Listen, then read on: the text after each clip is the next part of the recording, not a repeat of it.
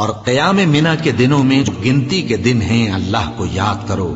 اگر کوئی جلدی کرے اور 2 ہی دن میں چل دے تو اس پر بھی کچھ گناہ نہیں، اور جو بات تک ٹھہرا رہے اس پر بھی کچھ گناہ نہیں. یہ باتیں اس شخص کے لیے ہیں جو اللہ سے ڈرے، اور تم لوگ اللہ سے ڈرتے رہو اور جان رکھو کہ تم سب اس کے پاس جمع کیے جاؤ گے.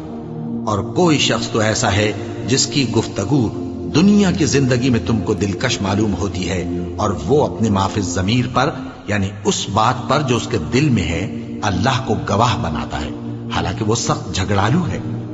اور جب پیٹ پھیر کر چلا جاتا ہے تو زمین میں دوڑتا پھرتا ہے تاکہ اس میں فتنہ انگیزی کرے اور کھیتی کو برباد اور انسانوں اور حیوانوں کی نسل کو نابود کر دے.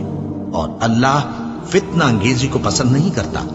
اور جب اس سے کہا جاتا ہے کہ اللہ سے خوف کر تو غرور اس کو گناہ میں پھنسا دیتا ہے، سو اس کو جہنم کافی ہے اور وہ بہت برا ٹھکانہ ہے. اور کوئی شخص ایسا ہے کہ اللہ کی خوشنودی حاصل کرنے کے لیے اپنی جان بیچ ڈالتا ہے، اور اللہ بندوں پر بہت مہربان ہے. مومنو، اسلام میں پورے داخل ہو جاؤ اور شیطان کے پیچھے نہ چلو، وہ تو تمہارا کھلا دشمن ہے. پھر اگر تم احکام روشن پہنچ جانے کے بعد لڑکھڑا جاؤ تو جان رکھو کہ اللہ غالب ہے، حکمت والا ہے. کیا یہ لوگ اسی بات کے منتظر ہیں کہ ان پر اللہ کا عذاب بادل کے سائبانوں میں نازل ہو اور فرشتے بھی اتر آئیں اور کام تمام کر دیا جائے؟ اور سب کاموں کا رجوع اللہ ہی کی طرف ہے. اے پیغمبر، بنی اسرائیل سے پوچھو کہ ہم نے ان کو کتنی کھلی نشانیاں دی. اور جو شخص اللہ کی نعمت کو اپنے پاس آنے کے بعد بدل دے تو اللہ سخت عذاب کرنے والا ہے.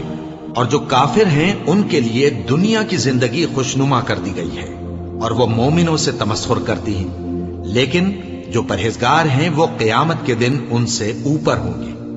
اور اللہ جس کو چاہتا ہے بے حساب رزق دیتا ہے.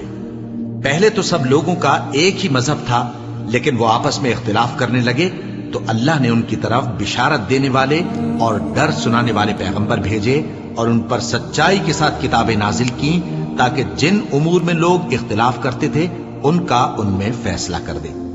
اور اس میں اختلاف بھی انہی لوگوں نے کیا جن کو کتاب دی گئی تھی، باوجود کہ ان کے پاس کھلے ہوئے احکام آ چکے تھے.